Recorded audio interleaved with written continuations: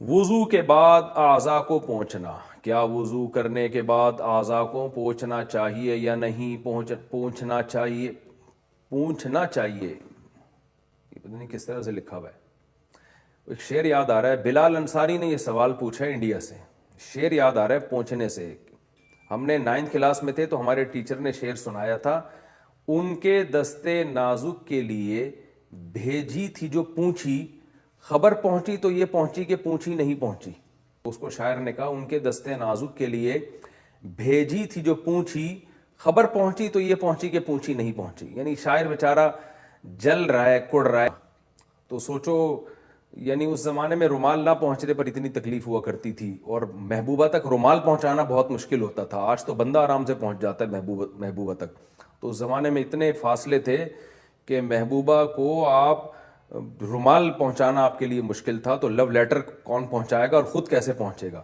اور آج محبوبہ پہلے پہنچی بھی ہوتی ہے، بندہ لیٹ پہنچ رہا ہوتا ہے۔ یہ حالات ہو چکے ہیں۔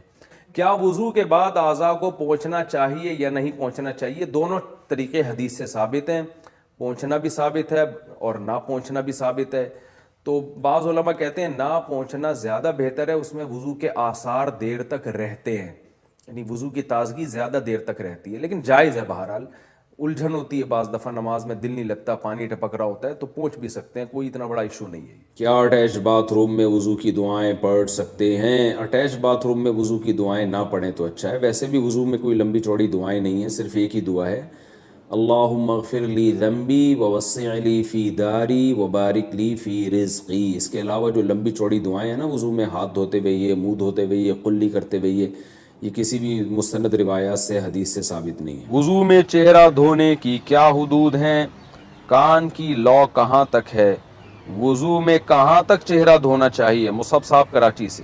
کان کی لو اس کو بولتے ہیں جہاں کان آپ کا اینڈ ہو رہا ہے، ختم ہو رہا ہے۔ یہ جو کان ختم ہو رہا ہے نا، تو یہاں سے چہرہ شروع ہو رہا ہے، تو یہاں تک دھونا ضروری ہے چہرے کو۔